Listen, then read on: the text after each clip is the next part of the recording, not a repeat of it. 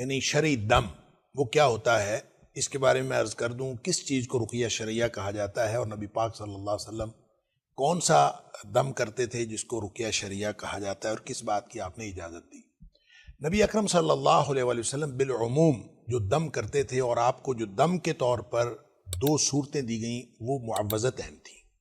اور نبی کریم صلی اللہ علیہ وسلم اس کے ساتھ سورہ اخلاص بھی ملا لیا کرتے تھے، اور اسی طرح جو آیت الکرسی ہے اس کے بارے میں بھی نبی کریم صلی اللہ علیہ وسلم نے فرمایا کہ اگر کوئی شخص اس کو پڑھ لے تو اللہ تعالیٰ اس کے اوپر ایک نگران مقرر کر دیتا ہے۔ وسلم نے کلیہ قاعدہ ارشاد فرما دیا، آپ نے فرمایا ہر وہ رقیہ درست ہے جس کے اندر شرک نہ ہو۔ لہٰذا اس کا مطلب یہ ہوا کہ کوئی شخص رقیہ کے لیے قرآن حکیم کی کوئی آیات منتخب کر لے، یا نبی کریم صلی اللہ علیہ وسلم کی کوئی بتائی ہوئی آپ کی کوئی دعا وہ منتخب کر لے، یا پھر وہ کوئی بھی یعنی اس کی گنتی بھی منتخب کر لے، اتنی دفعہ سورہ فاتحہ پڑھی جائے، اتنی دفعہ سورہ یعنی آیت الکرسی پڑھی جائے، یعنی یا کوئی اور صورتیں اس کو منتخب کر لے، تو یہ بہترین رقیہ ہے، اس میں کوئی حرج نہیں ہے، اور رقیہ کسی بھی وقت کیا جا سکتا ہے۔ عام طور پہ نمازوں کے بعد رقیہ کرنا نبی کریم صلی اللہ علیہ وسلم سے ثابت ہے، اور سوتے وقت رقیہ کرنا نبی کریم صلی اللہ علیہ وسلم سے ثابت ہے۔ اسی طرح سوتے وقت بھی نبی کریم صلی اللہ علیہ وآلہ وسلم نے مختلف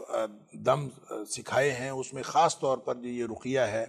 سورہ فاتحہ، آیت الکرسی، اور چاروں کل کر لیں یا تین کل کر لیں، یہ سوتے وقت بھی دم کرنا چاہیے۔ جہاں تک رقیہ شرعیہ دم کسی سے کروانے کا تعلق ہے تو بہتر یہ ہے کہ کوئی شخص اپنے آپ کو خود رقیہ کرے۔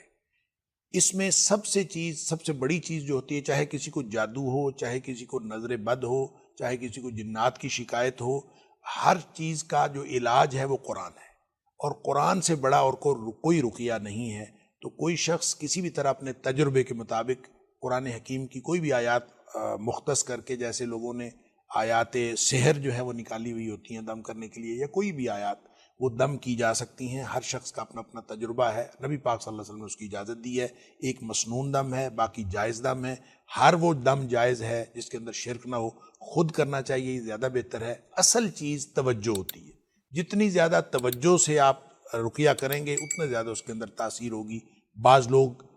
قرآن پڑھتے ہیں، بہت زیادہ توجہ سے پڑھتے ہیں، ان سے اگر آپ رقیہ کروا لیں تو اس رقیہ کا بھی فرق پڑتا ہے، لہٰذا کسی سے کروا لیں وہ بھی جائز ہے، بہتر یہ ہے کہ خود کریں۔